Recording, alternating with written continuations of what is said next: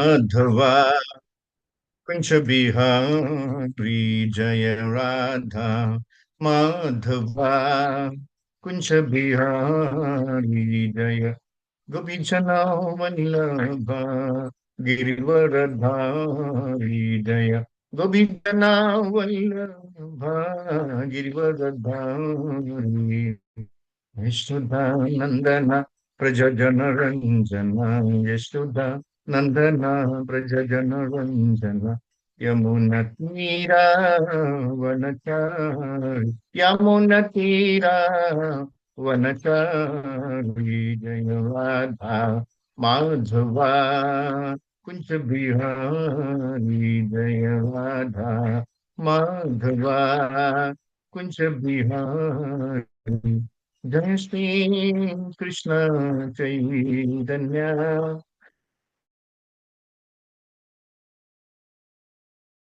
यद्वैत गदाधर श्रीवरद गौरभक्तवृंद हरे कृष्ण कृष्ण कृष्ण हरे हरे हरे राम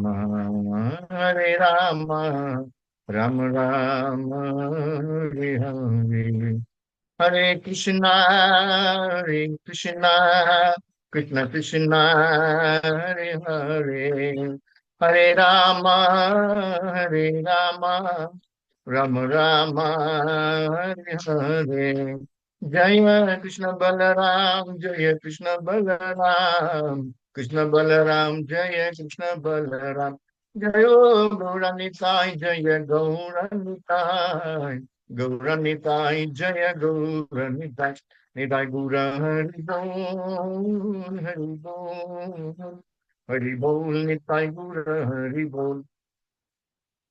ओम नमो भगवते वासुदेवाय ओम नमो भगवते वासुदेवाय ओम नमो भगवते वासुदेवाय।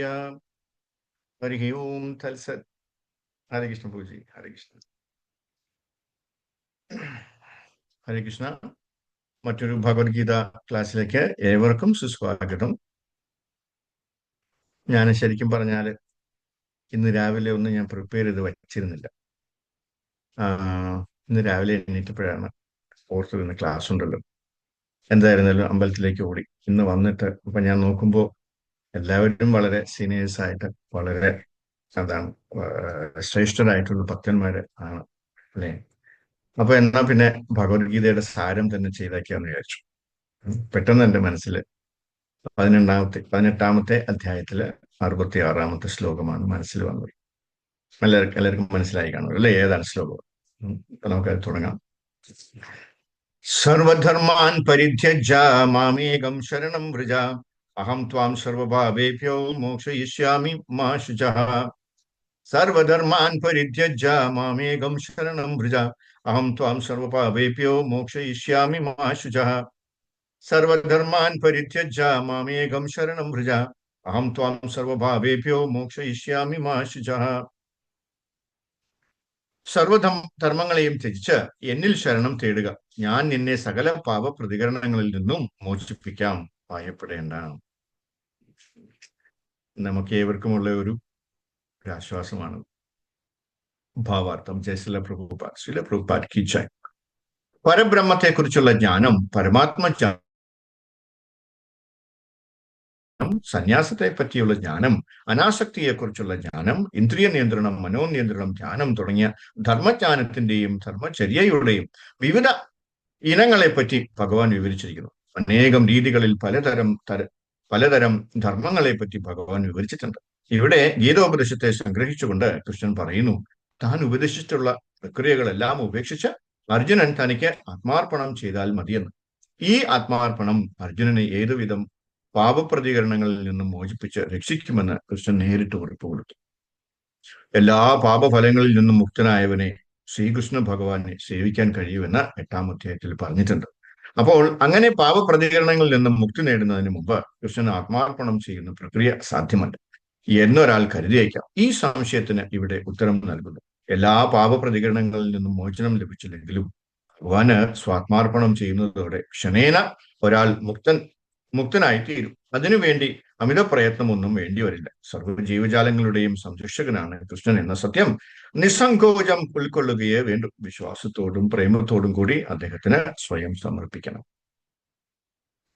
ഓം അജ്ഞാനതിമിരന്തസ്യ ജനാചലചലകയാ ചക്ഷുരുന്മീലിതം തസ്മൈ ശ്രീ ഗുരുവേ നമഃ. നമഃ. ഓം വിഷ്ണുപദായ കൃഷ്ണപ്രസായ ഭൂതലേ ശ്രീമതേ ജയപിതാകൃഷ്ണമണി നാമിനി നമാചാര്യപതായ ചക്രവർത്തി ഗുരു താമത്തെ. നമഃ. ഓം വിഷ്ണുപദായ കൃഷ്ണ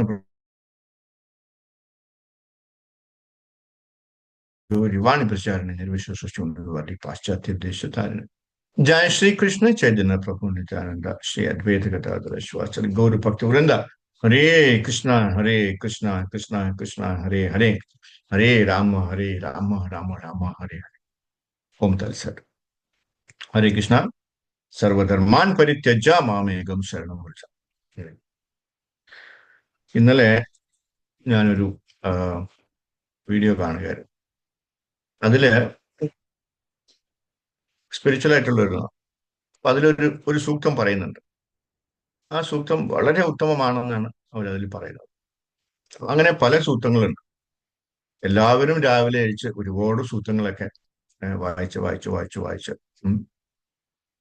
അവസാനം ഒന്നിലും എത്താതെ ഇങ്ങനെ നടക്കുന്ന ആൾക്കാർക്ക് ഒത്തിരി ആൾക്കാരുണ്ട്. പക്ഷെ നമ്മൾ അതിലൊക്കെ വളരെയധികം വേർപെട്ട് നിൽക്കുക. നമ്മൾ ഒരുപാട് ഭാഗ്യവാന്മാരാണ്. എന്തുകൊണ്ടെന്ന് വെച്ചാൽ ഭാഗ്യവാന്മാരും ഭാഗ്യവതികളുമാണ്. കാരണം എന്ന് വെച്ചാല് നമ്മൾ എന്തൊക്കെയോ പുണ്യം കൊണ്ട് നമ്മൾ കൃഷ്ണാബോധത്തിൽ വന്നു ചേർന്നു. അതുകൊണ്ട് നമുക്ക് നേരായിട്ടുള്ള പാത. ഇവിടെ ഭഗവാൻ എന്താ പറഞ്ഞു? സർവധർമാൻ പരിത്യജ മാമേകം ശരണം വ്രജ. മറ്റുള്ള എല്ലാ ധർമ്മങ്ങളും വിട്ടേക്ക്. നിങ്ങൾ ഇനി വേറെ ഒന്നിന്റെയും പുറകെ പോകേണ്ട ആവശ്യമില്ല. മറ്റൊരു ഉപദേവതയുടെയും പുറകെ പോകേണ്ട ആവശ്യമില്ല. നിങ്ങൾ എനിക്ക് സറണ്ടർ ചെയ്ത് കഴിഞ്ഞാൽ എല്ലാം ഞാൻ നോക്കാം. ത്വം സർവപാപേഭ്യോ, എന്ത് പാപം ഉണ്ടെങ്കിലും ഞാൻ എടുത്ത് കളഞ്ഞേക്കാം, എടുത്ത് ദൂരെ ഇരുന്നേക്കാം. മോക്ഷയിഷ്യാമി മാ ശുചഃ. സംശയിക്കണ്ട, നീ ഭയപ്പെടണ്ട, അല്ലേ എന്ന് ഭഗവാൻ നമുക്കിവിടെ ഉറപ്പ് തരികയാണ്. നമുക്ക് ഓരോരുത്തർക്കും ഉള്ള ഉറപ്പ്. അർജുനൻ നമ്മളോട് പറഞ്ഞതെങ്കിലും ഇതെല്ലാം നമുക്ക് വേണ്ടിയാ പറഞ്ഞു, അല്ലേ? അപ്പൊ അതുകൊണ്ട് ബാക്കിയെല്ലാം പറഞ്ഞിട്ട് നമുക്ക് ഭഗവാനിൽ ശരണം പ്രാപിക്കാൻ മറ്റൊന്നും വേണ്ട. നമ്മൾ മറ്റൊന്നിനും സമയം പാഴാക്കേണ്ട ആവശ്യമേ ഇല്ല.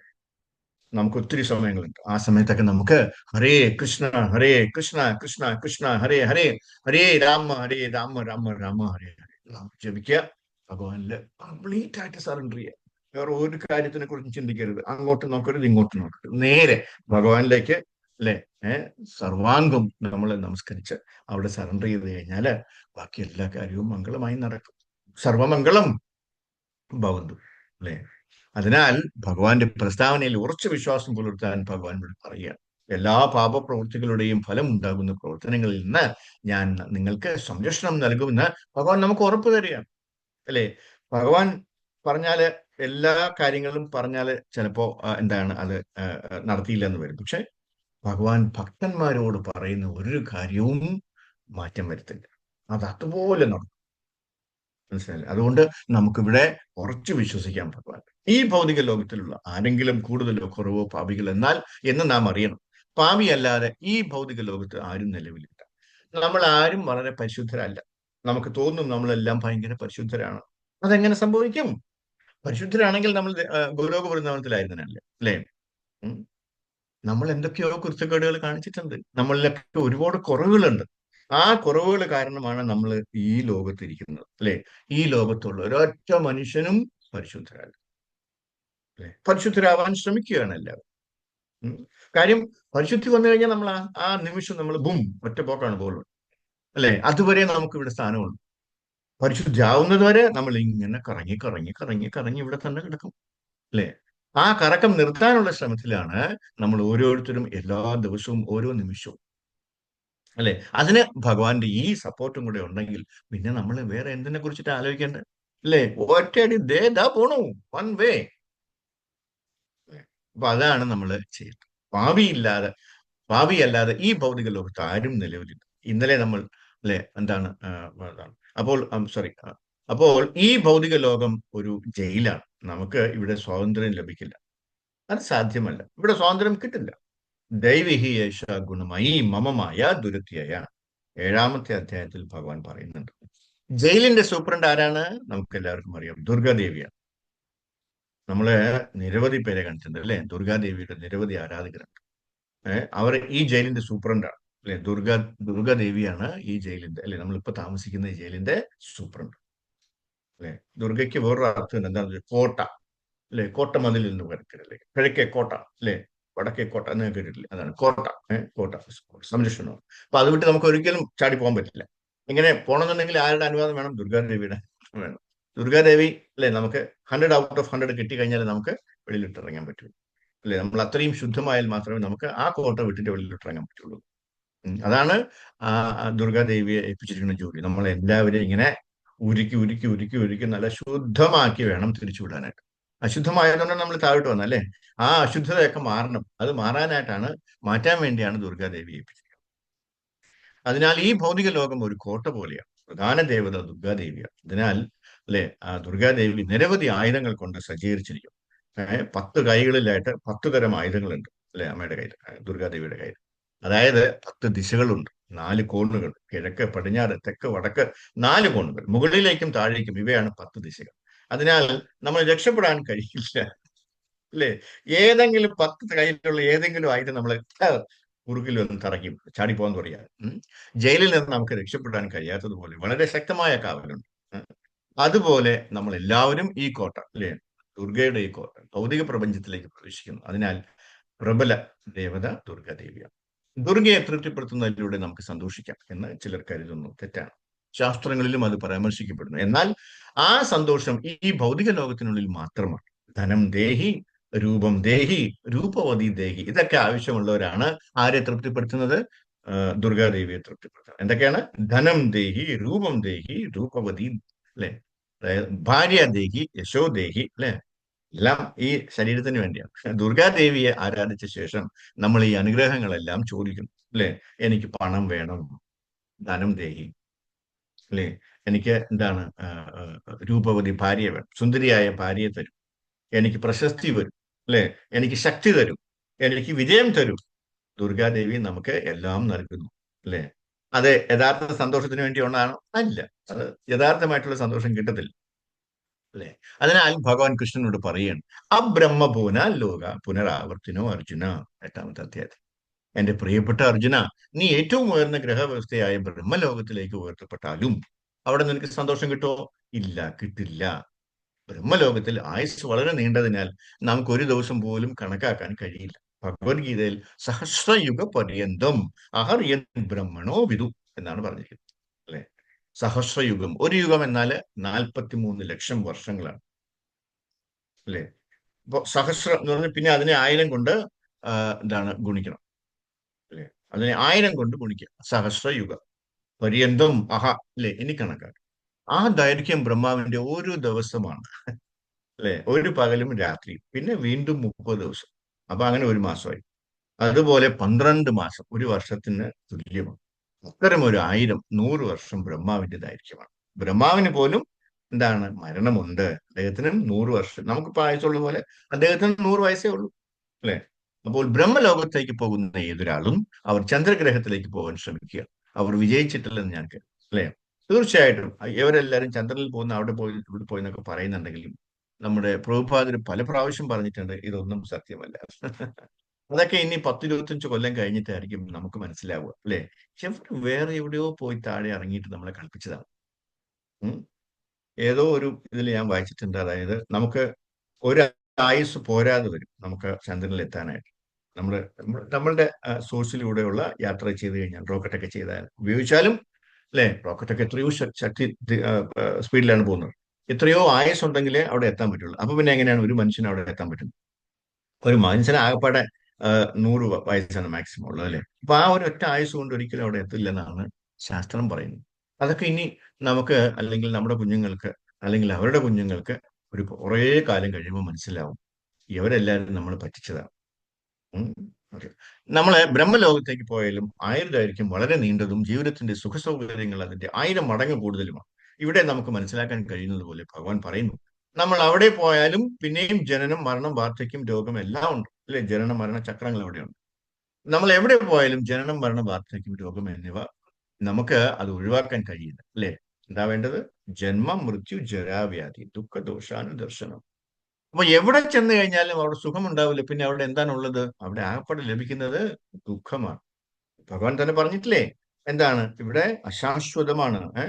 ദുഃഖാലയം അശാശ്വതം എന്ന് വളരെ ക്ലിയർ ആയിട്ട് പറഞ്ഞിട്ടുണ്ട്. എന്നാലും നമ്മളിവിടെ പരി നടക്കണം എന്തിനാണ്? എന്തെങ്കിലും കുറച്ച് സുഖം കിട്ടിയാലോ എന്ന് വിചാരിച്ചിട്ട് നമ്മളിങ്ങനെ പരക്കം പറയുകയാണ് അല്ലേ. അത് നമുക്ക് നോക്കാം, ഇത് നോക്കാം, അത് നോക്കാം, ഇത് കിട്ടിയാൽ കൊള്ളാം, ഇത് കിട്ടിയാൽ എനിക്ക് സുഖം കിട്ടും എന്നൊക്കെയുള്ള പരക്കം പാച്ചില്ലാണ് അല്ലെ. വെറുതെ പരക്കം പായുക അല്ലാതെ നമുക്കൊരു സുഖം, ശാശ്വതമായിട്ടുള്ള ഒരു സുഖം ഈ ലോകത്ത് നമുക്ക് കിട്ടത്തില്ല അല്ലെ.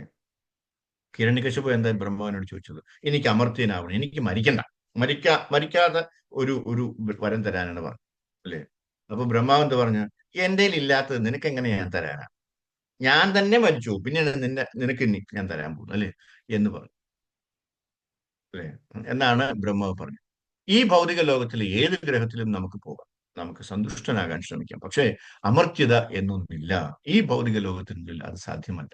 മദ്ധാമഗത്വ പുനർജന്മന വിദ്യതേ, ഭഗവാൻ പറയുന്നുണ്ട്. എന്നാൽ നീ എന്റെ ഗ്രഹത്തിലേക്ക് വന്നാൽ കൃഷ്ണന്റെ ഗ്രഹമുണ്ട് അല്ലെ. ബ്രഹ്മാവിന്റെ ഗ്രഹം ഉള്ളതുപോലെ ഭഗവാൻ കൃഷ്ണന്റെ ഗ്രഹവും ഉണ്ട്. ആ ഗ്രഹത്തെ ഗോലോക വൃന്ദാവനം എന്ന് വിളിക്കുന്നു അല്ലെ. യദ്ഗത്വന നിവർത്തന്തേ തദ്ധാമ പരമം മമ, 15-ാമത്തെ അധ്യായത്തിൽ പറയുന്നത് അല്ലെ. അതിനാൽ ആർക്കും പോകാം അല്ലെ, അത് വളരെ ബുദ്ധിമുട്ടുള്ള കാര്യമില്ല. നമുക്ക് എല്ലാവർക്കും ഗോലോക വൃന്ദാവനത്തിൽ എത്താൻ പറ്റും. അതിനുള്ള എല്ലാ വഴിയും പ്രഭുപാദ് നമുക്ക് തുറന്നു തന്നിട്ടുണ്ട് അല്ലെ. നമ്മൾ എന്താ ചെയ്യേണ്ടത്? ആ തുറന്ന വാതിലൂടെ അങ്ങ് നടന്നാൽ മാത്രം മതി. വേറെ ഒന്നും ചെയ്യണ്ട. അങ്ങോട്ട് ഇങ്ങോട്ട് നോക്കണ്ട. ആരെങ്കിലും ഒക്കെ കൂടെ ഉണ്ടോ നോക്കണ്ട. ആരൊക്കെയാണ് നമ്മുടെ കൂടെ വരുന്നത് നോക്കണ്ട. വഴിയിലൊക്കെ ആരൊക്കെ നിൽക്കുന്നത് നോക്കണ്ട. ഒരിടത്തും നോക്കേണ്ട, ഒരൊറ്റ പോക്കാങ് പോയാൽ മതി. പക്ഷെ എന്ത് ചെയ്യണം? പ്രഭുപാദ് പറഞ്ഞതൊക്കെ നമ്മൾ അനുസരിച്ചാൽ മാത്രം മതി. എന്നിട്ട് പ്രഭുപാദ് പറഞ്ഞിട്ടുണ്ട് അല്ലേ, അദ്ദേഹത്തിന്റെ മുന്നിന്റെ അറ്റത്ത് പിടിച്ചോളൂ, ഞാൻ നിങ്ങളെ ഗോലോക വൃന്ദാവനത്തിൽ എത്തിക്കാമെന്ന് ആര് പറഞ്ഞിട്ടുണ്ട്? പ്രഭുപാദ് പറഞ്ഞിട്ടുണ്ട്. നമുക്കപ്പോ വെറുതെ ഇരുന്ന് അങ്ങോട്ട് കേട്ടാ പോരെ? വേറെ അത് ഇതൊക്കെ വായിച്ച് വല്ല സമയം കളയേണ്ട ആവശ്യമുണ്ടോ? ഇല്ല. പക്ഷെ നമുക്ക് വിവരമില്ല. സോറി അല്ലെ, അത് പറയാൻ അതെ, നമുക്ക് വിവരമില്ല. ഭഗവത്ഗീതയിലോ എല്ലാ വേദ സാഹിത്യത്തിലും വിവരങ്ങളെല്ലാം ഉണ്ടെങ്കിലും നമ്മളത് ശ്രദ്ധിക്കുന്നുണ്ട്. നമുക്ക് ആവശ്യമില്ലാത്ത എന്തെങ്കിലും അതിനകത്ത് തപ്പുന്നുണ്ടോ, അല്ലെങ്കിൽ അതല്ലാത്ത അതിന്റെ അപ്പുറത്ത് എന്തെങ്കിലും ഉണ്ടോ എന്നാണ് നമ്മൾ എപ്പോഴും നോക്കുന്നത് അല്ലെ. ഓക്കെ. ഞാനൊരു ആത്മാവാണ്. എന്റെ ചലനം വളരെ അതുല്യവും മനോഹരവുമാണ്. എനിക്ക് വീട്ടിലേക്ക് ദൈവത്തിലേക്ക് മടങ്ങാൻ കഴിയും. നമുക്ക് ഇത് അറിയണം അല്ലെ. ഇതിനെയാണ് ജ്ഞാനം എന്ന് പറയുന്നത്. അത് ഇല്ലെങ്കിലോ, അത് കാര്യം ഞാനൊരു എന്താണ് ഒരു ആത്മാവാണെന്ന് അറിയാത്തവൻ ആരാണ്? മൂഢനാണ്. അവന്റെ അജ്ഞതയാണ് അല്ലെ. അതിനെയാണ് മൂഢ എന്ന് വിളിക്കുന്നത്. അല്ലെങ്കിൽ വിഡ്ഢി എന്ന് വിളിക്കാം, ദുഷ്ടന്മാരെന്നും വിളിക്കാം. ഇത്രയൊക്കെ അറിഞ്ഞു കൊടുത്തിട്ടും അല്ലെ, പറഞ്ഞു കൊടുത്തിട്ട് അവൻ മനസ്സിലായില്ലല്ലോ, വൃത്തിയായിട്ടോ ദുഷ്ടൻ എന്ന് വേണമെങ്കിൽ പറയാം അല്ലേ. അവർക്കത് അറിയുന്നില്ല. അവർ തുച്ഛമായ എന്താണ് ആശയത്തിലേക്കാണ് പോകുന്നത്. നമ്മൾ എങ്ങനെ ഉയർത്താം? ഭഗവത്ഗീതയിൽ ഭഗവാൻ പറയുന്നു, യാന്തി ദേവ വൃത ദേവൻ, ദേവന്മാരുടെ ഗ്രഹവ്യവസ്ഥയിലേക്ക് പോകാൻ ആഗ്രഹിക്കുന്നവർ, ചന്ദ്രഗ്രഹം അതിലൊന്നാണ് അല്ലെ. അവർക്ക് പോകാം. ഈ ജീവിതത്തിൽ നമ്മൾ സ്വയം തയ്യാറെടുക്കണം. വായിക്കാൻ താല്പര്യമുള്ളവർക്ക് നമ്മൾ ചെറിയ അല്ലെ പുസ്തകങ്ങളൊക്കെ ഉണ്ട്, അതൊക്കെ എടുത്ത് വായിച്ചു കഴിഞ്ഞാൽ എന്താണ് a journey to other planets എന്ന് പറഞ്ഞിട്ട് പ്രഭുപാദയുടെ ഒരു ബുക്സ് ഉണ്ട്. അപ്പൊ അങ്ങനെയൊക്കെ ഉള്ള ഒരുപാട് ബുക്സുകൾ പ്രഭുപാദർ നമുക്ക് തന്നിട്ടുണ്ട്. അതിലേക്ക് അതൊക്കെ വായിച്ചു കഴിഞ്ഞാൽ നമുക്ക് ആ ഗ്രഹത്തിലേക്ക് പോകാൻ പറ്റും. ഏത് തരത്തിലുള്ള ജീവജാലങ്ങളിലേക്കും പോകാം അല്ലെ. 84 ലക്ഷം ശരീര രൂപങ്ങളുണ്ട്. അതൊക്കെ ഭൗതിക ശരീരങ്ങൾ.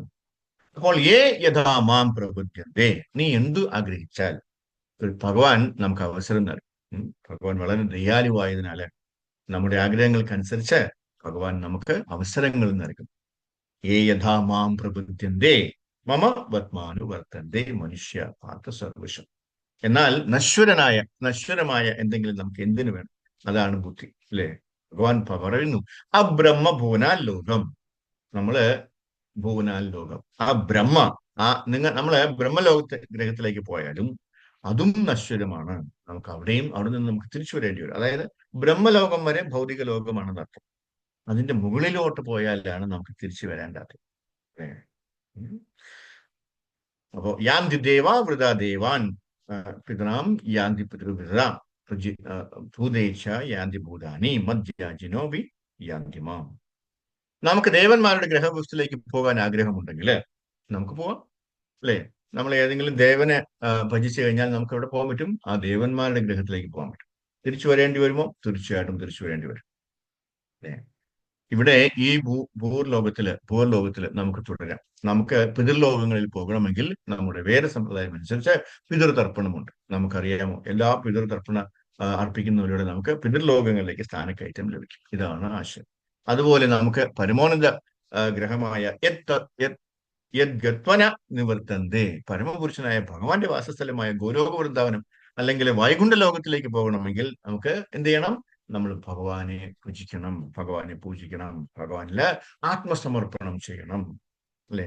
അപ്പൊ നമ്മൾ പിതൃക്കളെയാണ് നമ്മൾ ഭജിക്കുന്നതെങ്കിൽ, ചില ആൾക്കാരൊക്കെ പിതൃക്കളെ ഉപവസിക്കുന്നവരുണ്ട്, അല്ലെ? ഉപാസിക്കുന്നവരുണ്ട്, അല്ലെ? പൂജിക്കുന്നവരുണ്ട്.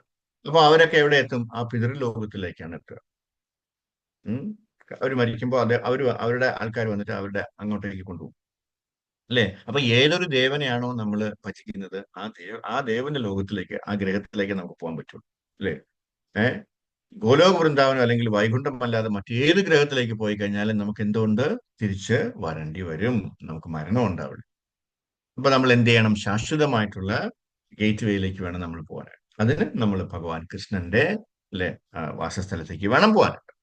അതുകൊണ്ട് നമുക്ക് യഥാർത്ഥത്തിൽ ജീവിത പുരോഗതി വേണമെങ്കിൽ സ്ഥാപിത ജീവിത, ശാശ്വത ജീവിതം, ശാശ്വത ശരീരം, സച്ചിദാനന്ദം, ശാശ്വതമായ ആനന്ദപൂർണമായ അറിവ് എന്നിവ വേണമെങ്കിൽ നമ്മൾ ഭഗവാൻ കൃഷ്ണനെ ആരാധിക്കണം.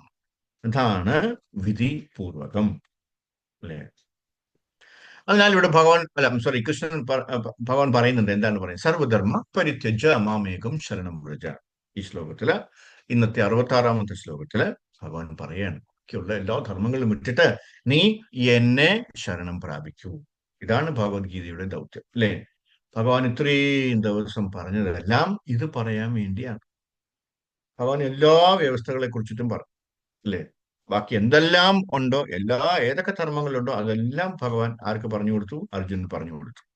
അപ്പൊ ഓരോന്ന് പറയുമ്പോഴും മറ്റേതിനേക്കാളും കുറച്ചുകൂടെ നല്ലത് ഇതാണ്, ഇതിനേക്കാളും കുറച്ചുകൂടെ നല്ലത് ഇതാണ് എന്നിങ്ങനെ അദ്ദേഹം പറഞ്ഞുകൊണ്ടിരുന്നു. അല്ലെ? ഭഗവാൻ സ്റ്റെപ്പ് ബൈ സ്റ്റെപ്പാണ് ഇങ്ങനെ പതുക്കെ പതുക്കെ പതുക്കെയാണ് അർജുനന് പറഞ്ഞു കൊടുത്തത്. അല്ലെ? അതുപോലെയാണ് നമുക്കും പറഞ്ഞത്. ഇതാണ് ഭഗവത്ഗീതയുടെ ദൗത്യം. ഏറ്റവും നല്ല അവസരം. കൃഷ്ണലോകത്തിന്റെ ധർമ്മം എന്താണെന്ന് നമുക്ക് മനസ്സിലാക്കി തരാൻ ഭഗവാൻ ഇവിടെ വരും. വൃന്ദാവനത്തിൽ അദ്ദേഹം ഇവിടെ പ്രദർശിപ്പിക്കുന്നത് രാധാമാധവ കുഞ്ചവിഹാരി. അതാണ് അദ്ദേഹത്തിന്റെ ബിസിനസ്. ലളിത ജീവിതം, ഗ്രാമജീവിതം, അതാണ് നമ്മൾ ചെയ്യേണ്ടത്. പ്രഭുപാദർ എപ്പോഴും പറയുന്നുണ്ട്, എപ്പോഴും ഏത് ക്ലാസ്സിലും പറയുന്ന ഒരു കാര്യമുണ്ട്. അതായത് നമുക്കൊരു ഒരു ഒരു 5 സെന്റും ഒരു പശുവും ഉണ്ടെങ്കിൽ നമുക്ക് സുഖമായിട്ട് ജീവിക്കാമെന്ന് പറയാം. അല്ലെ? അതാണ് സിംപ്ലിസിറ്റി, ലളിതമായിട്ടുള്ള ജീവിതം. ഒരലലും എല്ലാ കാര്യവും അവിടെ നടക്കും. ആ 5 സെന്റിനകത്ത് തേങ്ങയുണ്ട്, അല്ലെ? തെങ്ങുണ്ട്, മാവുണ്ട്, പ്ലാവുണ്ട്, കൃഷി എല്ലാം ചെയ്യാം നമുക്ക്. അല്ലെ? നിലം എന്താണ് അരി വരെ അല്ലെങ്കിൽ നെല്ല് വരെ അതിനകത്ത് വിളവിക്കാം. എല്ലാം അതിനകത്ത് നടക്കും. ഈ ഒരു പശു ഉണ്ടെങ്കിൽ പശു ഇങ്ങനെ കെട്ടിയിടേണ്ട ആവശ്യമില്ല, അതിങ്ങനെ നടന്ന് എല്ലായിടത്തും ചാണകട്ടോണ്ടിരിക്കും. അല്ലെ? അപ്പൊ അവിടെ പ്രത്യേകിച്ച് വളവിടേണ്ട ആവശ്യമില്ല, ഒന്ന് ഒഴുതു കൊടുത്താൽ മാത്രം മതി. നോക്കൂ, ആ പ്രഭാതരുടെ ആ ഒരു കാഴ്ചപ്പാട് അതായത്. പക്ഷെ നമുക്ക് അതുകൊണ്ട് തൃപ്തിപ്പെടുമോ? ഇല്ല, നമ്മൾ തൃപ്തിപ്പെടത്തില്ല. അല്ലേ? എല്ലാ കാര്യവും നമുക്ക് അതിനകത്ത് ജീവിക്കണം. എന്തിനാണ്? അല്ലെ? 3 നേരം ഭക്ഷണം കഴിക്കണം. അതിനു വേണ്ടിയല്ലേ? അത് സുഖമായിട്ട് നടക്കുമെന്നാണ് പ്രഭുപാദർ പറയുന്നത്. ഞാൻ പറഞ്ഞല്ലേ, പ്രഭുപാദ് പറഞ്ഞതാണ്. അല്ലെ? അപ്പൊ അതാ സിംപ്ലിസിറ്റി. ഒരു ഏതോ ഒരു യൂറോപ്യൻ രാജ്യം, ഞാൻ പേര് മറന്നുപോയി. അവിടെ കാറും ബസ്സും സൈക്കിൾ പോലും ഇല്ല, എല്ലാവരും നടന്നിട്ട് പോവാം. അതിനകത്ത് കാളവണ്ടിയുണ്ട്. പശുക്കളെ മേയ്ക്കുക. അതാണ് എന്താണ് ഇപ്പോഴത്തെ മോഡേൺ ട്രെൻഡ്. അതാണ് ഇസ്കോണിൽ. വെളിയിലല്ല, അകത്തുള്ളവർക്ക് എല്ലാവരും അങ്ങനെയാണ് ചെയ്യുന്നത്. അത് എന്താണ് ഇവിടെ ബോംബെയിലുണ്ട്, മറ്റ് യൂറോപ്യൻ രാജ്യങ്ങളിലൊക്കെ ഉണ്ട്. അതൊക്കെ അവരിപ്പോ എന്താണ് പിന്തുടർന്ന് വരികയാണ്. അവരെന്ത് സന്തോഷത്തോടു കൂടിയാണ് ജീവിക്കുന്നതെന്ന് അറിയും. അവിടെ ഒരാൾ രാവിലെയൊക്കെ ചെന്ന് കഴിഞ്ഞാൽ എല്ലാം ഇങ്ങനെ കറുകറാ നിൽക്കും. എന്താ കാര്യം എന്ന് വെച്ചാൽ അവര് നിലം ഒഴുകുന്നു, ചെളിയിൽ കിടന്ന് അത് വാരി അത് അവിടെ വയ്ക്കുന്നു, പൊത്തി വയ്ക്കുന്നു. അതെല്ലാം കുളിപ്പിച്ചാൽ നല്ല സായിപ്പായിരിക്കും. അല്ലെങ്കിൽ അവരിങ്ങനെ കറുകറായിരിക്കും, നീഗ്രോനെ പോലെ ഉണ്ടാവും. അല്ലെ? കാര്യം എന്താണ്? അവരത് നോക്കി ചാണകവും ചെളിയും ഒക്കെ ഇങ്ങനെ നിലം ഉഴുതുകൊണ്ടിരിക്കുക. അവരുടെയൊക്കെ ശരീരത്തിൽ എന്തോ ആയിരിക്കും? അവർ ശരിക്കുള്ള നിറം കാണാനും ആ രീതിയിലാണ് അവരുടെ അഴുക്ക്. പക്ഷെ അവർ അഴുക്കാണോ? അല്ല, അവരുടെ മനസ്സൊക്കെ പളുങ്ക് പോലെയാണ് ഇരിക്കും. കാര്യം എന്താണ്? അവർക്ക് മറ്റൊരു താല്പര്യമില്ല, ഒരു സ്വാർത്ഥ താല്പര്യമില്ല. എല്ലാവരും ഒരേ മനസ്സോടുകൂടി ആഹ്ലാദിച്ച് സന്തോഷമായിട്ട് ഭഗവാനെ ധ്യാനിച്ച് ഭഗവാന്റെ നാമം പറഞ്ഞ് അങ്ങനെ ആരും ജോലിക്കൊന്നും പോകുന്നില്ല. എല്ലാവരും അനത്തിനുണ്ട്. അക്കാര്യം എന്താണ്? അവർക്ക് ആവശ്യമുള്ള എല്ലാം അവർ അവിടെ തന്നെ വിളച്ചെടുക്കും. നമ്മൾ ഈ ജോലിക്കൊക്കെ പോണ എന്തിനാണ്? 3 നേരം ആഹാരം കഴിക്കാനല്ലേ? അല്ലേ? അതവിടെ സുലഭമായിട്ട് കിട്ടുന്നുണ്ടെങ്കിൽ പിന്നെ എന്തിനാ പോകുന്നത്? ബാക്കി അവരെന്താ ചെയ്യുന്നത്? അവർ ഭഗവാന്റെ കാര്യങ്ങൾ മാത്രം ചെയ്യുന്നു. ഭഗവാന്റെ മാത്രം എന്താ സേവ മാത്രം ചെയ്തുകൊണ്ടിരിക്കുക. വളരെ ഖുഷിയായിട്ടാണ് അവർ ജീവിക്കുന്നത്. ഒരല്ലലും ഇല്ല. രാവിലെ എണീറ്റ് ഇനിയിപ്പോ എന്ത് ചെയ്യും എന്നുള്ള ഒരു ചിന്തയെ അവർക്കില്ല. അല്ലേ? അപ്പൊ അതാണ് പ്രഭുപാദ്, ഹരികൃഷ്ണ പ്രഭു. ഇത് അയർലൻഡിൽ ഇസ്കോൺ വില്ലേജ് ഉണ്ട് ഇതേപോലെ. ഇസ്കോൺ വില്ലേജ്. ഇസ്കോൺ അയർലൻഡ് അല്ലേ? Village complete. അവിടെ പുറത്തു പോയില്ല. അവര് പുറത്തുനിന്ന് വാങ്ങിക്കുന്നുമില്ല, ഒന്നും പുറത്തോട്ട് വാങ്ങിക്കില്ല. ഒരു സാധനവും അയച്ചുമില്ല. യെസ്. എല്ലാം അവർക്ക് ആവശ്യമുള്ളതെല്ലാം അവർ അവിടെ തന്നെ ഉണ്ടാക്കുന്നു. Very good. Thank you പ്രഭുജി. Harikrishna, അയർലൻഡാണ്. അപ്പോൾ അല്ലെ, അപ്പോൾ ആളുകൾക്ക് ഈ കാര്യങ്ങൾ മനസ്സിലാക്കാൻ കഴിയില്ല എന്നതാണ് ഏറ്റവും വലിയ പ്രശ്നം. ഈ ജീവിതത്തിന് ശേഷം എല്ലാം അവസാനിച്ചു എന്ന് അവർ അഭിപ്രായപ്പെട്ടു. ഏറ്റവും വലിയ ശാസ്ത്രജ്ഞൻ, തത്വചിന്തകർ അവർ അങ്ങനെയാണ് ചിന്തിക്കുന്നത്. അതിനർത്ഥം പ്രായോഗികമായി അവർക്ക് ഒരു ബോധവുമില്ല എന്ന. മരണാനന്തര ജീവിതം ഇല്ലാത്തത് എന്തുകൊണ്ട്? ഞാനൊരു കുഞ്ഞായിരുന്നുവെന്ന് ഞാൻ വിചാരിക്കുന്നു, അല്ലെ? ആ കുഞ്ഞ് ശരീരം അവസാനിച്ചതിന് ശേഷം എനിക്കൊരു കുഞ്ഞിന്റെ ശരീരം ലഭിച്ചു. പിന്നെ ശിശു ശരീരത്തിൽ നിന്ന് എനിക്കൊരു ആൺകുട്ടിയുടെ ശരീരം ലഭിച്ചു. പിന്നെ ഒരു യുവാവായി, അല്ലെ? നമ്മൾ അങ്ങനെ വളർന്നു വളർന്നു വരികയാണ്. ഇപ്പോൾ ഈ ശരീരം നമുക്കുണ്ട്. മറ്റൊരു ശരീരം മാറ്റിയതിനു ശേഷം എന്തുകൊണ്ട്? അപ്പോ അതാണ്, അല്ലെ, നമുക്ക് പുനർജന്മം. നമ്മുടെ ഈ അനുഭവത്തിൽ നമ്മൾ നിരവധി ശരീരങ്ങൾ മാറ്റിയിട്ടുണ്ടെന്ന് നമുക്ക് മനസ്സിലാക്കാൻ പറ്റും. പക്ഷേ നമുക്കതെല്ലാം ഓർമ്മയുണ്ടോ? ഇല്ല. അല്ല, പക്ഷെ നമ്മൾ ഇപ്പോഴും നിലനിൽക്കുന്നുണ്ട്. നമ്മുടെ ആത്മാവ് ഇപ്പോഴും നിലനിൽക്കുന്നുണ്ട്. പക്ഷെ വ്യത്യസ്ത ശരീരങ്ങൾ, പല ശരീരങ്ങൾ നമ്മൾ എടുത്തിട്ടുണ്ട്, അല്ലെ? അപ്പോ യഥാ ദേഹാന്തര പ്രാപ്തി ധീരസ്തത്ര മുഹ്യതി ന മുഹ്യതി. അതുപോലെ നമുക്ക് മറ്റൊരു ശരീരം ലഭിക്കും. അപ്പോൾ നമുക്ക് ഏതു തരം ശരീരം ലഭിക്കണം? അതാണ് ഈ ജീവിതത്തിലെ തയ്യാറെടുപ്പ്, അല്ലെ? നമ്മളുടെ ഓരോ ചിന്തകളും ഓരോ പ്രവൃത്തികളും ആണ് നമ്മുടെ അടുത്ത ജന്മത്തിലേക്കുള്ള ആ ശരീരം മോൾഡ് ചെയ്ത് വരുന്നത്, അല്ലെ? നമ്മളിപ്പോ ഓരോ കാര്യങ്ങൾ ചിന്തിക്കുമ്പോ, അല്ലെ, ആ ചിലപ്പോ ഇനി അടുത്ത ജന്മത്തിലുള്ള ആ ആ ആ ഒരു ശരീരത്തിന്റെ പല്ലുകൾ ഇങ്ങനെ കൂർത്തു വരും. കാര്യം നമ്മുടെ താല്പര്യങ്ങൾ അങ്ങനെ ആയിരിക്കാം, അല്ലെ? ഏഹ് പിന്നെ മുഖമൊക്കെ ഇങ്ങനെ നീണ്ടു വരും. ചെവിയൊക്കെ ഇങ്ങനെ കൂർത്തു വരും. പിന്നെ 2 കാലിന് പകരം 4 കാലാവും. നമ്മുടെ ഓരോ താല്പര്യങ്ങൾ കാരണമാണ്, അല്ലെ? നമ്മൾ ഓരോ ചിന്താഗതി, നമ്മുടെ ഇഷ്ടങ്ങൾ, അല്ലെ?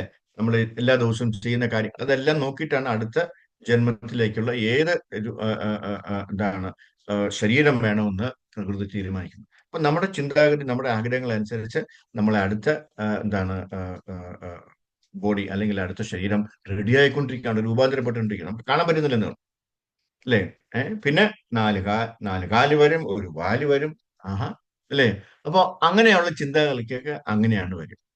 നേരെ മറിച്ച് നമ്മൾ ഭഗവാന്റെ ചിന്തയാണ് വരുന്നതെങ്കിലോ നമുക്ക് ഇതൊന്നും വരില്ല. കാര്യം എന്താണ്? നമുക്ക്, അല്ലെ, ഇതേപോലെ തന്നെ നമുക്ക് അവിടെ പോയിട്ട് ഭഗവാനെ സേവിക്കാനായിട്ട് പറ്റും. അതാണ് നമ്മൾ ചെയ്യേണ്ടത്, അല്ലേ? അപ്പൊ നമുക്ക് ചിന്തിക്കാനുള്ള, നമുക്ക് അത് തിരഞ്ഞെടുക്കാനുള്ള സ്വാതന്ത്ര്യം ഭഗവാൻ തന്നിട്ടുണ്ട്.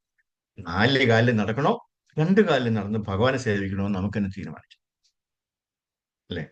അപ്പൊ അതാണ് കർമ്മണ ദൈവ നേത്രേണ ജന്തുർദേഹ ഉപപത്തി. നമ്മൾ ഇവിടെ ജോലി ചെയ്യുമ്പോൾ അത് ഒരു അവസരമാണ്. മനുഷ്യ ശരീരം ഇതാ ഒരു അവസരം. നമുക്ക് അടുത്ത ശരീരത്തെ താഴ്ന്ന മൃഗങ്ങളായോ അർത്ഥദൈവന്മാരായോ ആക്കാം, അല്ലെങ്കിൽ വീട്ടിലേക്ക്, ദൈവത്തിലേക്ക്, നമ്മുടെ ഗോലോക വൃന്ദാവനത്തിലേക്ക് തിരിച്ചു പോകാം, അല്ലെ? നമുക്ക് ഇഷ്ടമുള്ളത് എന്തും യാന്തി ദേവ വൃത ദേവാൻ പിതൃദേവാൻ യാന്തി പിതൃവൃത, അല്ലെ? ഇവ ഭഗവത്ഗീതയുടെ നിർദ്ദേശങ്ങളാണ്. 9-ാമത്തെ അധ്യായത്തിൽ പറഞ്ഞിട്ടുണ്ട്. ആർക്കും പോയി നോക്കാം. അതിനാൽ ഇവയെല്ലാം ചെറിയ തപസ്സിലൂടെ മനസ്സിലാക്കണം. കാരണം നമ്മുടെ വീട്ടിലേക്ക്, ദൈവത്തിലേക്ക് മടങ്ങുക എന്നത് വളരെ എളുപ്പമുള്ള കാര്യമാണ്. കാരണം നമ്മൾ ഈ സ്ഥൂല ഭൗതിക ശരീരത്തിനും സൂക്ഷ്മ ഭൗതിക ശരീരത്തിലും വളരെയധികം കുടുങ്ങിയിരിക്കുകയാണ്. സൂക്ഷ്മ ഭൗതിക ശരീരം സൃഷ്ടിക്കുന്നു ഒരു, എന്താണ്, ഒരു സ്കൂൾ പോലെ മറ്റൊരു ശരീരം ആഗ്രഹങ്ങളാൽ സൃഷ്ടിക്കുന്നു. നമ്മളിപ്പോ പറഞ്ഞതുപോലെ നമ്മുടെ ആഗ്രഹങ്ങൾ എന്താണോ അതനുസരിച്ചിട്ടാണ് നമുക്ക് അടുത്ത ശരീരം കിട്ടുന്നത്, അല്ലേ? ഇപ്പോ ചില ആൾക്കാർക്ക്, ഞാൻ ഈ ഉദാഹരണം നേരത്തെ പറഞ്ഞിട്ടുണ്ട്, ചില ആൾക്കാർക്ക് മീൻ കഴിക്കാനാണ് ആഗ്രഹമെങ്കിൽ, ഞാൻ എപ്പോഴും പറയുന്ന ഒരു ഉദാഹരണം ഉണ്ട്. അതായത് ഇപ്പൊ നടന്നൊരു കാര്യമാണ്. ഒരു അമ്മുമ്മ മരിക്കാൻ കിടക്കുകയാണ്, 93 വയസ്സെങ്ങാണ്ടായി അവർക്ക്. അവർക്ക് ബോധമില്ല, എല്ലും തൊലിയും ഒന്നുമില്ല, മജ്ജയൊന്നുമില്ല, ഇങ്ങനെ കിടക്കുവാണ്. ഇപ്പൊ മരിക്കും പറഞ്ഞ് എല്ലാവരും ഇങ്ങനെ നോക്കിയിരിക്കുക. അപ്പൊ ഡോക്ടറെ നോക്കിയിട്ട് പറഞ്ഞ് ഇനി വലിയ താമസമൊന്നുമില്ല, പെട്ടെന്ന് പോകും.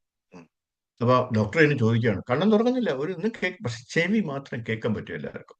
അല്ലെ, മരിച്ചു കഴിഞ്ഞാലാണ് ആ ചെവിയൊക്കെ നഷ്ടപ്പെടുക. അതുവരെയും ചെവി വർദ്ധിക്കുമെന്നാണ് പറയുന്നത്, ശാസ്ത്രം പറയുന്നത്.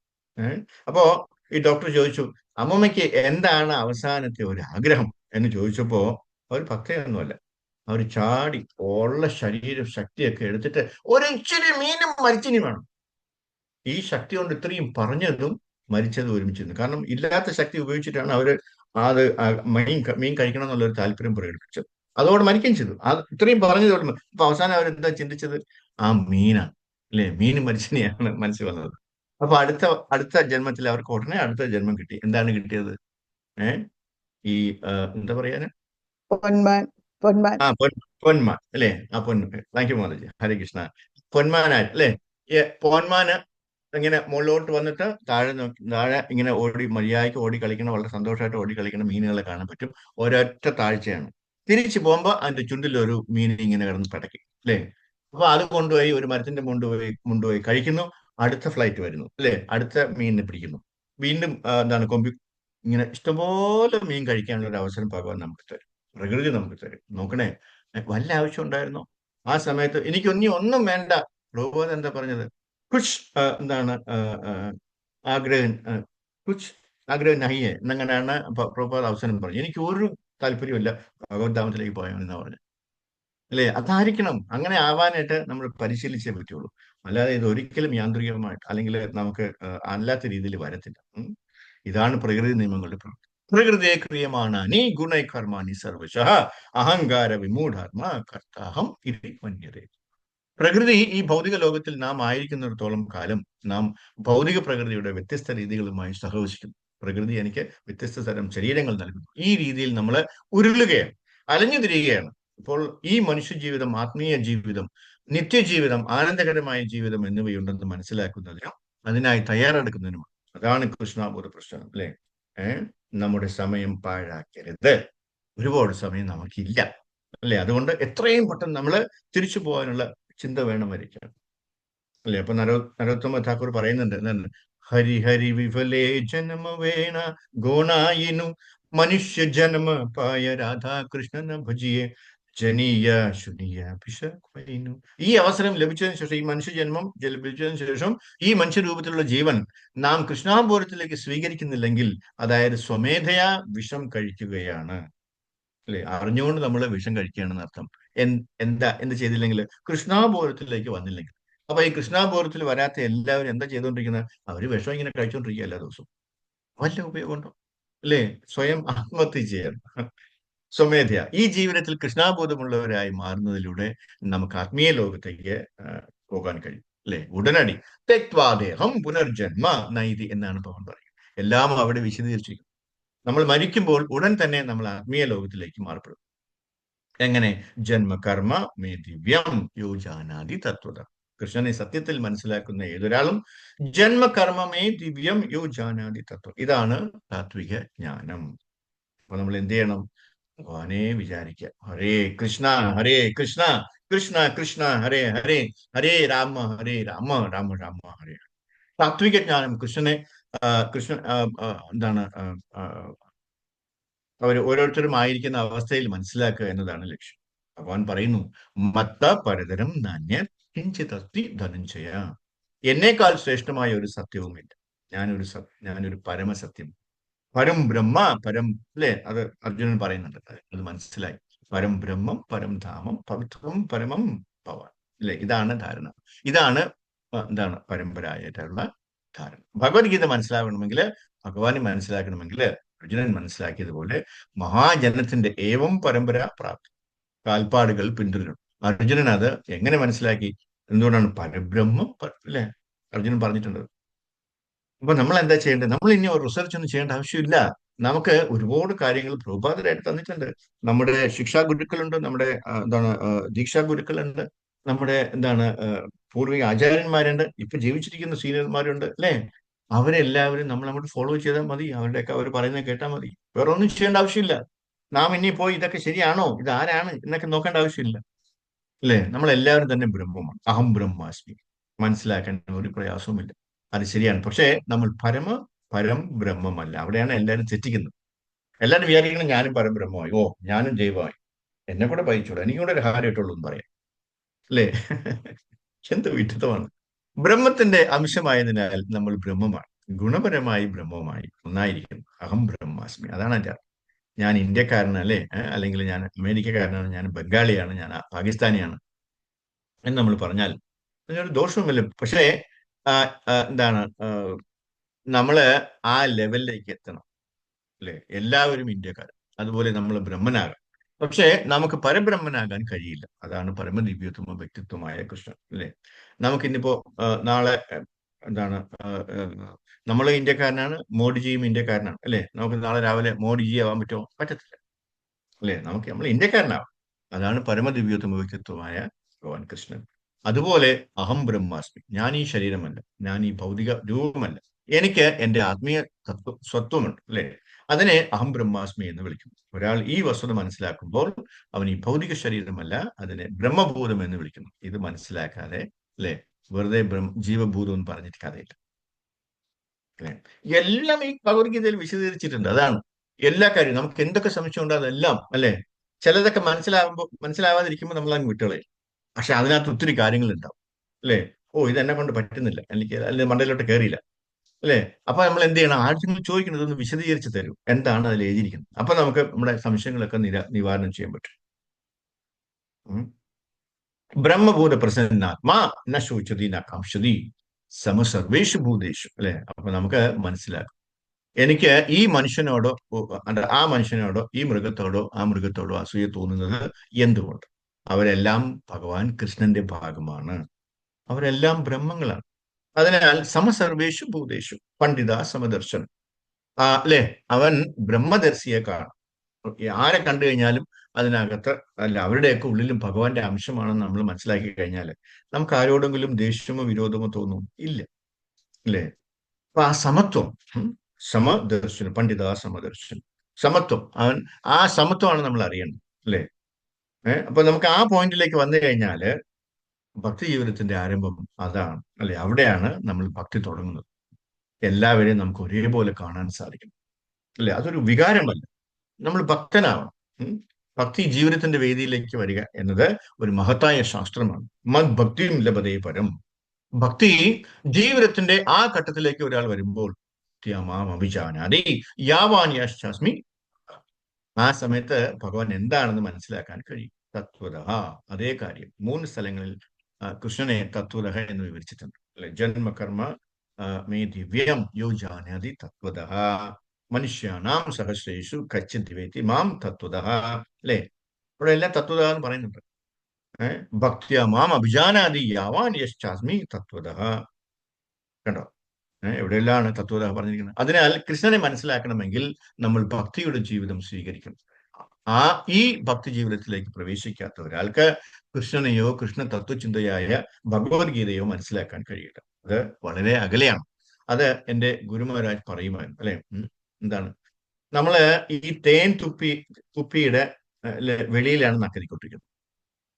ഒരു നല്ല സൂപ്പർ തേനാണ്, പക്ഷെ അതിന്റെ വെളിയിലാണ് നമ്മൾ തക്കിക്കൊണ്ടിരിക്കുന്നത്, അല്ലെ? വല്ലതും കിട്ടുമോ നമുക്ക്? നമുക്ക് എന്ത് രുചി കിട്ടാണ്? ആ കുപ്പിയുടെ രുചിയായിരിക്കും കിട്ടുക. നമ്മൾ വിചാരിക്കണം അതാണ് രുചി എന്നാ വിചാരിക്കാം, അല്ലെ? പക്ഷെ നമ്മൾ എന്ത് ചെയ്യണം? അതിന്റെ അടപ്പ് തുറന്നിട്ട് സ്പൂൺ ഇട്ടിട്ട് അതിനകത്തുനിന്ന് ഒരു സ്പൂൺ എടുത്തിട്ട് നമ്മൾ വായിക്കകത്ത് വെച്ച് കഴിഞ്ഞാൽ നമുക്ക് അതിന്റെ യഥാർത്ഥ രുചി കിട്ടും, അല്ലെ? അതുപോലെ ഭഗവത്ഗീത എടുത്ത് പാണ്ഡിത്യത്തിലൂടെ മനസ്സിലാക്കാൻ ശ്രമിക്കുന്നതിലൂടെ തേൻ കുപ്പി നക്കലാണ്. അത്രമാത്രം രുചി ഉണ്ടാകില്ല, രുചി കിട്ടത്തില്ല നമുക്ക്. കോടിക്കണക്കിന് വർഷങ്ങൾ നമ്മൾ ആ കുപ്പി നക്കിക്കൊണ്ടിരുന്നാലും നമുക്ക് ഒരിക്കലും, അല്ലെ, ആ രുചി നമുക്ക് കിട്ടുന്നില്ല. ചിലർ പറയില്ലേ, ഞാൻ ഭഗവത്ഗീത ഒരു 10-15 പ്രാവശ്യം വായിച്ചിട്ടുണ്ട്, എനിക്കിതെല്ലാം കാണാതെ അറിയാം. നിങ്ങൾ ചോദിച്ചോളൂ, ഞാൻ പറഞ്ഞുതരാന്നാ പറയാം, അല്ലെ? ഒരു ചുക്കും അറിയില്ല അവർ. അപ്പൊ നമ്മൾ എന്ത് ചെയ്യണം? മനസ്സിലാക്കണമെങ്കിൽ ഭഗവാൻ ഇവിടെ എന്താ പറഞ്ഞത്? തദ്വിദ്ധി പ്രണിപാതേന പരിപ്രശ്നേന സേവയാ ഉപദേശന്തിത്തെ ജ്ഞാനം ജ്ഞാനിനസ്തത്വ ദർശന. അതേ തത്വം, അല്ലെ? തത്വം കണ്ട ഒരു വ്യക്തിയെ സമീപിക്കണം. തത്വദർശിന, അങ്ങനെ തത്വദർശിനി ഇതിനകം വിശദീകരിച്ചിട്ടുണ്ട്. ഭക്തിയമാം അഭിജാനാതി, ഭക്തി സേവനത്തിലൂടെ മാത്രമേ നമുക്ക് തത്വദർശിയാകാൻ കഴിയുകയുള്ളൂ, അല്ലെ? അപ്പൊ നമ്മൾ എന്ത് ചെയ്യണം? ഭഗവാന്റെ സേവ ചെയ്യണം. ഭഗവാന്റെ എന്താണ്, ഡിവോട്ടീസിന്റെ, ഭക്തന്മാരുടെ സേവ ചെയ്യണം, അല്ലെ? അവരെന്ത് പറയുന്നു അതുപോലെ ചെയ്യാൻ, അതുപോലെ അനുസരിക്കാൻ പഠിക്കണം. അവരെന്ത് പറയുന്നു അതുപോലെ കേൾക്കാൻ പഠിക്കണം. സ്വമേധയാ സ്വീകരിക്കും. അല്ലെ? തപസ്യ, അതാണ് തപസ്യ എന്ന്. അതിനാൽ അത് സ്വീകരിക്കാത്തവർക്ക് ഭഗവത്ഗീത ഒരു മേശപ്രസംഗമായി സ്വീകരിച്ചവർക്ക് അവർക്കും അത് മനസ്സിലാവും. ഭഗവത്ഗീതയില്ല അവർക്കിടയിൽ അല്ലെ ഒന്നും മനസ്സിലാവും. ചില ആൾക്കാരൊക്കെ ഭഗവത്ഗീതയൊക്കെ കോട്ട് ചെയ്ത് എന്തൊക്കെ അടിച്ചു പൊളിച്ചൊക്കെ വിടും അല്ലേ, എല്ലാവരെയും അവർ കയ്യിലെടുക്കും. പക്ഷെ അവർ ഭക്തനേ അല്ല. അവരതൊക്കെ കോട്ട് ചെയ്യാൻ വേണ്ടി, പ്രസംഗിക്കാൻ വേണ്ടി മാത്രം പഠിച്ചു വെച്ചിരിക്കുന്നത്. അതെല്ലാം അവരത് ചെയ്യുന്നുണ്ടോ? ഹരികൃഷ്ണ മഹാമന്ത്രം പറയുന്നുണ്ടോ? ഇല്ല. കൃഷ്ണനാണ് എന്താണ് സർവോത്തമനെന്ന് അവർക്ക് അറിയാമോ? അറിയില്ല. വെറുതെ തട്ടി വിടുകയാണ്. അതൊക്കെ കേട്ട് നമ്മളിങ്ങനെ അന്താളിച്ചിരിക്കും അല്ലേ. അവരൊക്കെ പ്രസംഗം കേൾക്കാൻ പോകുന്നത് തന്നെ ഒരു പാപമാണ്. അവരിൽ നിന്ന് കേൾക്കാൻ പാടില്ല എന്നാണ്. അതൊക്കെ സർപ്പം എന്താണ് തലയിട്ട പാല് പോലെയാണ്. പാലാണ്, പക്ഷെ അത് സർപ്പം തലയിട്ട് കഴിഞ്ഞാൽ നമുക്കത് കുടിക്കാൻ പറ്റുമോ? പറ്റത്തില്ല. അങ്ങനെയുള്ളവരിൽ നിന്ന് നമ്മൾ ഇന്ന് കേൾക്കാൻ പാടില്ലെന്നാണ് പറയുക. അപ്പോൾ ഭഗവാൻ ഇവിടെ മുന്നറിയിപ്പ് തന്നിട്ടുണ്ട് അല്ലേ. ഇടം തേന അകപസ്കായ നാപഭക്തായ, ഇടം തേൻ അനപസ്കായ നാപഭക്തായ കഥാചന. ഒരിക്കലും വിവരിക്കരുത് ഈ ഭഗവത്ഗീതയെ, ഒരിക്കലും വിവരിക്കും. ഭഗവാൻ കൃഷ്ണൻ മുൻ ശ്ലോകത്തിൽ പറഞ്ഞു ആളുകൾക്ക് മനസ്സിലാക്കാൻ കഴിയില്ല. ഭഗവാൻ പറയുന്നത് സർവധർമാൻ പരിത്യജ മാമേകം ശരണം വ്രജ. ഈ ലളിതമായ വസ്തുത ചില തപസ്സുകളോ അനുഷ്ഠിച്ചില്ലാത്ത ഭക്തനാകാത്ത ആർക്കും മനസ്സിലാക്കാൻ കഴിയില്ല. അത് സാധ്യമല്ല. അതിനാൽ ഈ അസംബന്ധങ്ങളോട് സംസാരിക്കരുത് അല്ലെ. അവരോടൊന്നും കേൾക്കരുത്. അവരെയൊന്നും അവരുടെയൊക്കെ അവരുടെ വായിക്കത്ത് പോയിരിക്കരുത് അല്ലെ. എന്നാൽ കൃഷ്ണഭക്തൻ അവരെ ഭക്തരാക്കാൻ ശ്രമിക്കുന്നു. കാരണം അടുത്ത ശ്ലോകത്തിൽ ഭഗവാൻ പറയുന്നുണ്ട്, യാ ഇതം പരമം ഗുഹ്യം മത് ഭക്തേഷു അഭിതാ ശ്രുതി അല്ലെ. 68ാമത്തെ ശ്ലോകമാണ് തോന്നുന്നു, മത് ഭക്തേഷു അല്ലെ. ഇവിടെ ഈ ശ്ലോകത്തിൽ ഇങ്ങനെ പറയും, നാഭഭക്തായ. ഭഗവത്ഗീതയുടെ ഈ സത്യം ഭക്തരോട് പറയരുത്. എന്നാൽ നമുക്ക് ഭക്തരോട് സംസാരിക്കാൻ കഴിയുമെങ്കിൽ യാ ഇതം പരമം ഗുഹ്യം. അതുകൊണ്ടാണ് ചൈതന്യ മഹാപ്രഭു നമ്മളോട് പറഞ്ഞത്, യാരേ ദേക്കോ താരേ കഹോ കൃഷ്ണ ഉപദേശ്. ആരെ കണ്ടാലും നമുക്ക് ഭഗവാന്റെ നാമം പറഞ്ഞു കൊടുക്കാം അല്ലെ. അവരൊരു പ്രാവശ്യമെങ്കിലും അത് കേട്ടിട്ട് ഹരേ കൃഷ്ണ എന്ന് പറഞ്ഞു കഴിഞ്ഞാൽ മതി. നമ്മളെ ഏൽപ്പിച്ചിരിക്കുന്ന ജോലി നമ്മൾ ചെയ്തു കഴിഞ്ഞു. Very good. ഭഗവാൻ വളരെ ഹാപ്പിയാ. അവരത് ഏറ്റു പറയുകയോ പുച്ഛിക്കുകയോ എന്ത് ചെയ്താലും നമുക്കത് പ്രശ്നമാണ് അല്ലെ. ഇതെല്ലാം ഗുഹ്യമായിട്ടുള്ള കാര്യങ്ങളാണ്. പരമം ഗുഹ്യം. വേദജ്ഞാനത്തിന്റെ ഏറ്റവും രഹസ്യമായ അറിവും അല്ലെ, ഏറ്റവും രഹസ്യമായ ഭാഗമാണ്. തുടക്കത്തിൽ തന്നെ പറഞ്ഞിട്ടുണ്ട് ഗുഹ്യതമം, സർവഗുഹ്യത അല്ലെ, ഏറ്റവും രഹസ്യം, സർവഗുഹ്യതമം, ഏറ്റവും രഹസ്യമായത്.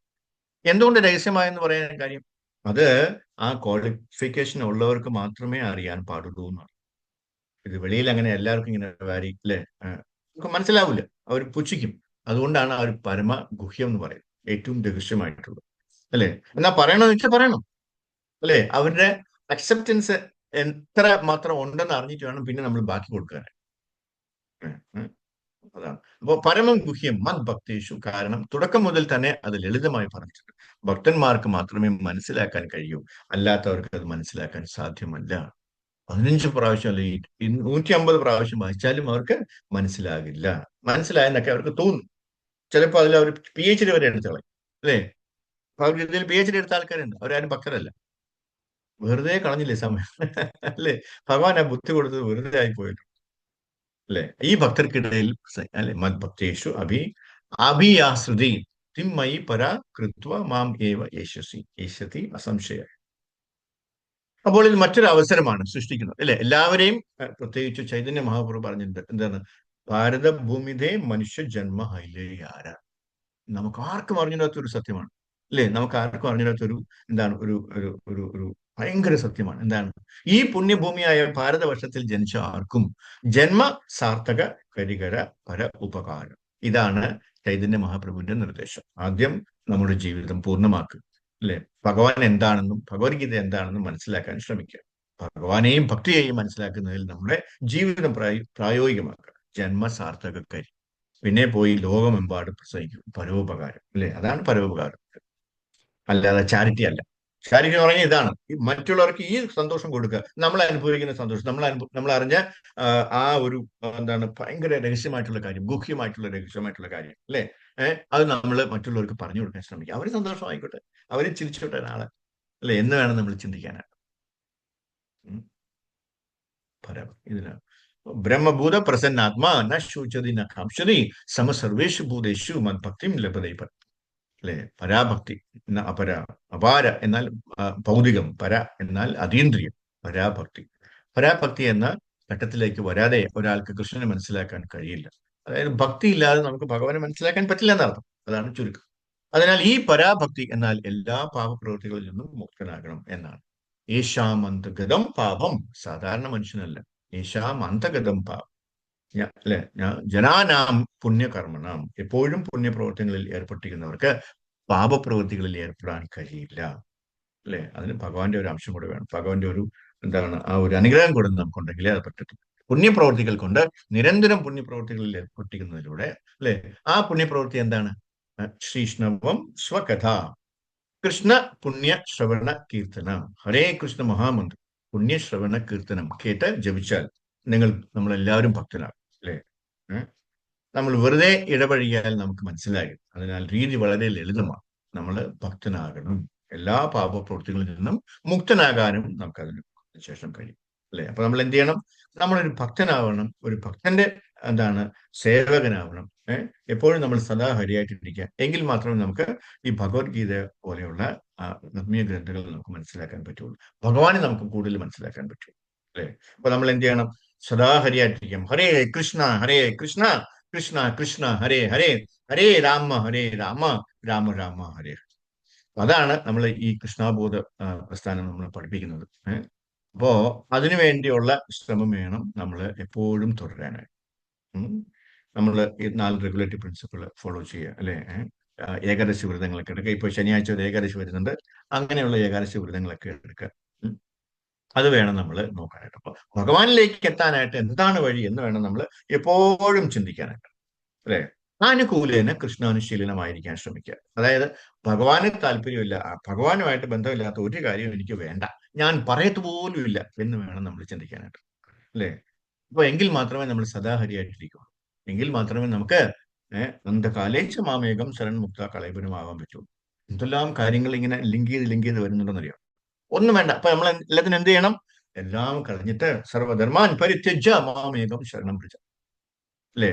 ഭഗവാനില് നമ്മൾ ശരണം പ്രാപിച്ചു കഴിഞ്ഞാൽ ഇതെല്ലാം പടിയായിട്ട് ഓരോന്ന് ലിങ്ക് ചെയ്ത് എല്ലാം നമുക്ക് ലഭിക്കും. ഹരേ കൃഷ്ണ. ഞാനിവിടെ നിർത്തുകയാണ്. എന്തെങ്കിലും സംശയം ഉണ്ടെങ്കിൽ നമുക്ക് പെട്ടെന്ന് ഡിസ്കസ് ചെയ്യും. ഹരേ കൃഷ്ണ. ഹരേ കൃഷ്ണ പ്രഭുജി. പ്രണാം. ഹരേ കൃഷ്ണ പ്രഭുജി. പ്രണാം. പ്രഭു കുറെ നാൾ മുമ്പ് വരെ പ്രഭു ടേക്ക് അവേ